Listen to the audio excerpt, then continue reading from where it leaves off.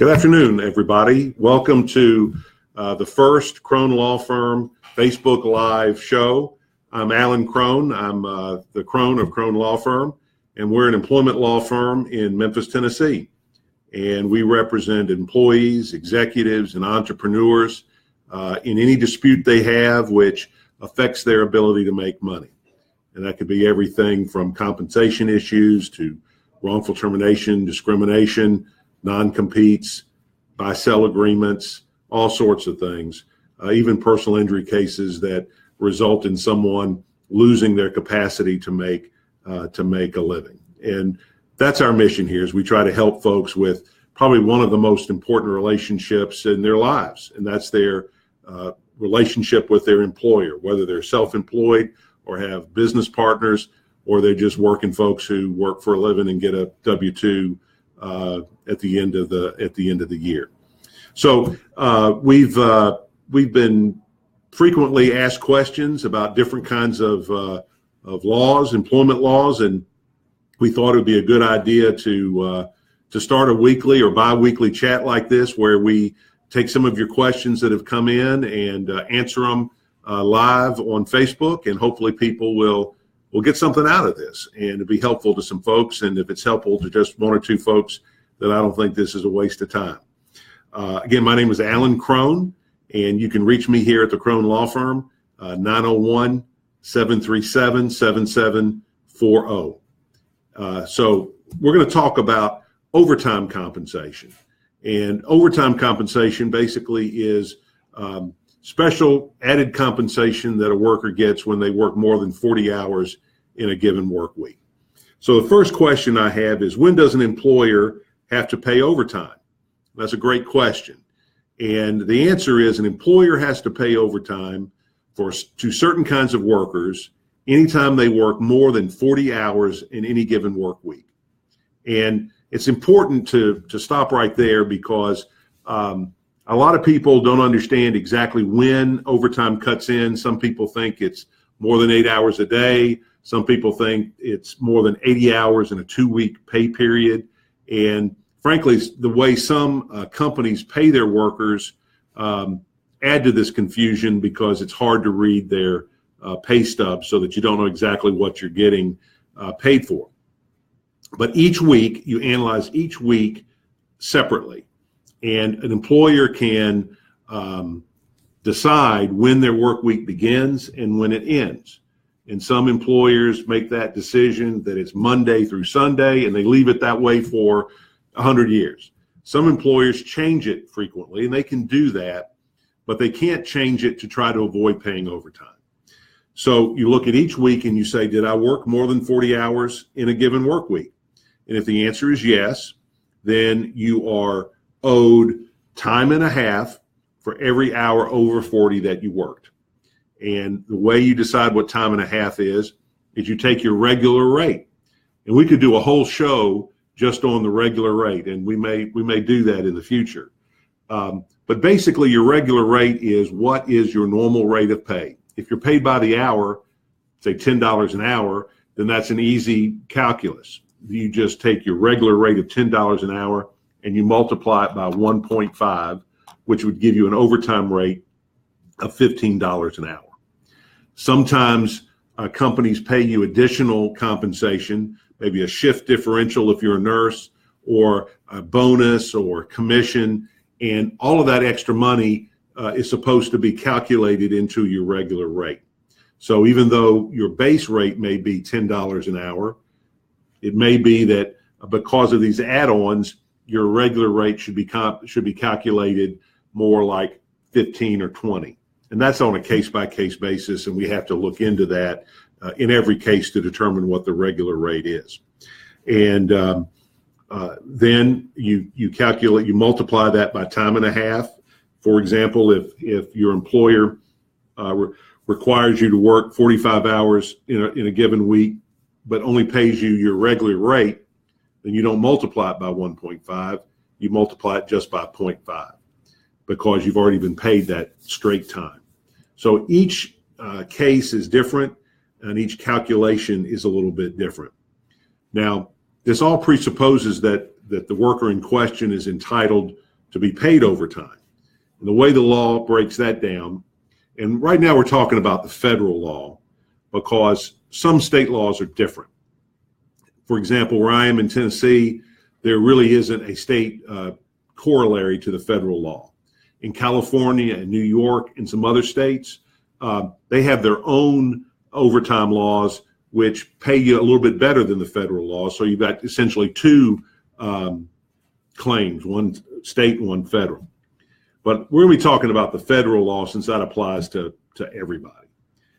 And so under the federal law, you have to determine whether or not the person is entitled to overtime, and they call that either being exempt from overtime or not exempt or non-exempt from overtime. And I'll be honest with you, when I first started doing this, I always kind of had to catch myself because that's not the easiest thing to say. You have to think, okay, exempt means this. And so if you're exempt, that means you don't get overtime. If you're non-exempt, that means you're entitled to overtime. So that brings me to our second question, which is what kinds of jobs are exempted from overtime? And again, there are a number of statutes and regulations under the federal law that decide this. And it's interesting when the Fair Labor Standards Act, which is where we get our minimum wage and our overtime laws, when that was enacted, it was back in the 30s during the Depression. And the American workplace looks a lot different than it does now. And so a lot of these exemptions were done at the time and reflect a different kind of method of work. So when you try to apply some of these rules to modern workplace, that's where there's a lot of gray area, and that's where a lot of people fall through the cracks. So just because your company tells you that you're not entitled to overtime, if you're working a lot of hours and you feel like you're not being paid appropriately, you should contact someone like me to look at your situation and see if you are in fact exempt from overtime, because very, very often I find that workers are working and not being paid appropriately. There's some big exemptions to overtime. For example, learned professionals like doctors and lawyers and nurses and accountants and those kinds of folks can be exempted from overtime if they are performing their profession with a lot of independent judgment, and they are paid a salary of at least $455 a week, a guaranteed salary. I find frequently that some of these professionals that I just listed, for example, nurses, are often paid by the hour. And even though they would qualify for the learned exemption based on their duties and their background, they're not entitled to it. They're not entitled for the company to take it based on the fact that they're only paid by the hour. Then there's the executive exemption, and these are people that have a lot of responsibility for a defined subdivision of a business where they're supervising and directing more than 2 employees. And the issue there comes whether or not they actually are in charge, or if they can exercise their own discretion, or if they're really just taking orders from someone else. A good example might be, a particular worker might be called the office manager or the store manager or some sort of manager. But their district manager is really running the store. And every time there's a decision that has to be made, the manager has to go to the district manager for a decision. That person might not be exempt from overtime and may be entitled to overtime compensation. There's also the administrative exemption, and that's a more complicated exemption. But basically, you have, in all of these that I'm talking about now, you have to be paid a salary. If you're paid an hourly rate, then you are entitled to overtime. But if you're paid a salary of more than $455 a week, and you exercise a lot of independent judgment while working in an office, performing a duty that's not part of the product offering of the company, then you may be entitled to overtime compensation. I know that's a lot of elements, but basically you have to be, an example I always give is you might have a bookkeeper who's working in an office. And if the company is in the business of not providing bookkeeping services, then that person may qualify for the exemption if that person exercises a lot of independent judgment. And that's really what it comes down to for a lot of these exemptions, particularly the executive exemption and the administrative exemption, is the person really exercising a lot of independent judgment? And when I'm talking to folks, that's some of the first things that we talk about in our consultation is that fact. And oftentimes folks tell me, yeah, that may be what my title is, or that may be what my job description says, but that's not what I do. I got to run everything past some other person who's higher up in the organizational chart, who's actually running things. Another exemption would be the computer exemption. And several years ago, particularly, a lot of companies thought as long as you were working on a computer, you were entitled to this exemption. But basically, this refers to people who are working in coding and software development. It's a very high end of computer programming. If the worker is applying applications, troubleshooting, working a consumer help desk, that sort of thing, then they're probably entitled to overtime. And that's something that you should consult with an attorney about. And there are a number of other exemptions, and one thing that is important to remember is that when the statute was passed, it was passed in Congress, and so it was a compromise. And a lot of different interest groups got exemptions. There's some farming exemptions, and if you work at a car dealership, you may be exempt just by virtue of working at a car dealership. If you drive a truck or involved in the trucking industry, there may be some exemptions. But all of those, just because you work at a car dealership or for a trucking company or on a farm, doesn't necessarily mean that they are entitled not to pay you overtime.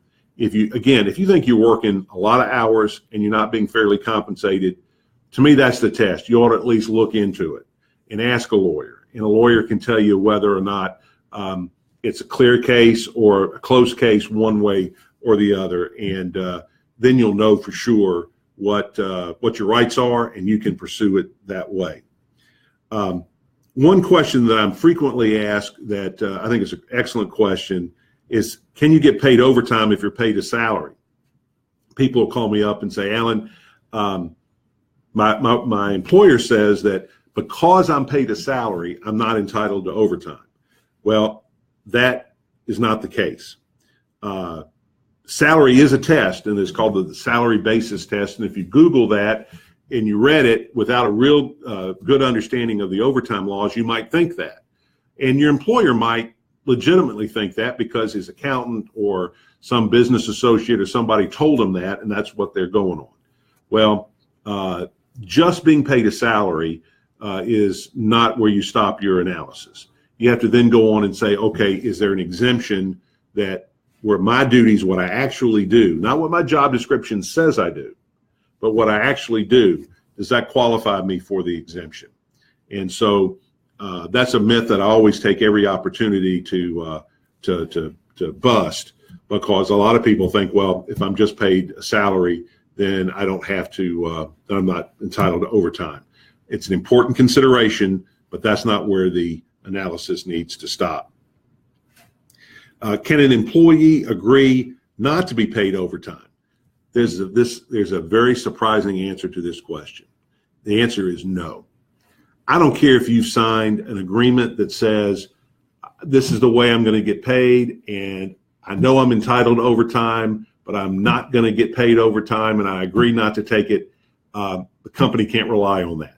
The law was written to make sure that people got paid when they worked more than 40 hours a week, and it was written in such a way that they couldn't agree to that. In fact, the only way that a company can get a release from an overtime case is for a court or the Department of Labor to approve that settlement. So if you've agreed to something and you find out later that it's illegal, the company can't use that against you. Now, they may try. I've had cases where the company says, well, look, we agreed to this, and he understood or she understood the way she was going to get paid, and they agreed to that. And that's not good enough. The company has to pay you in a legal way. It has to pay you everything that they owe you, regardless of whether or not you made that agreement with them. So again, the test I always give people is if you believe that you work too many hours and are not getting paid fairly, then you need to look into it. Particularly if you're working more than 40 hours in a given work week and you're not being paid any more after that 40th hour. And there are different ways that those damages are calculated, but you should go and have it checked out, because this isn't just about getting money. This isn't about getting something for nothing. These workers work for this money. They earned it. They're legally entitled to it. And I believe that all businesses should be on an even playing field. And if you've got a business out there that's cheating its workers, not only is that business cheating the worker, it's also competing unfairly against the other businesses in its industry. And so it's up to us to make sure we assert ourselves and get paid what we're owed. And it really is neither more nor less of that. And finally, can I sue my employer for unpaid overtime? And you can. And there are a couple of different ways to go about it. One is you can come see a lawyer like me. And if you think you have an overtime claim, be happy to talk with you. My number is 901-737-7740. That's 901-737-7740. I'm also on the web at CroneLawFirmPLC.com. If you Google my name, just say Alan Crone, Crone, Attorney Memphis. I guarantee you my name's going to pop up at least once on that first page. So you'll be able to find me without any problem. And so that's one way to go about it, is to go see a private attorney, and they can help you determine if you have a case. If you call us, we'll interview you, and we'll find out exactly what your job duties are, what your situation is, whether or not it's worth your while to file a claim. Obviously, if you work overtime once for 1 hour, once or twice a month, that claim may not be worth your while to assert. But if you're working 10 or 12 hours a week overtime and not getting paid for it, that certainly is worth your while potentially to bring. Another way is to go see the Department of Labor. Locally, there are many offices in every state of the Department of Labor, and you can file a report, and they may investigate it, or they may not investigate it. I can say the Department of Labor is very busy, and sometimes they have a lot of capacity and can jump right on your case, but most of the time, the Department of Labor, is looking for big employers with lots of employees so that they can get a bigger bang for their buck. And they're also looking for sometimes specific kinds of cases. And sometimes they have a long wait before they can investigate your situation. They're also conducting spot audits themselves without regard to being contacted by private parties. But either way can work. And what you're entitled to if you're successful in a case like this is you're entitled to receive the unpaid compensation. So in other words, you take the number of hours you worked by your regular rate, the appropriate multiplier, and you multiply that all out, and that's how much your lost wages claims are. If it's a willful violation, then you can get twice that amount, but that's only if it's a willful violation. And then the company pays your attorney's fees and costs of bringing the lawsuit.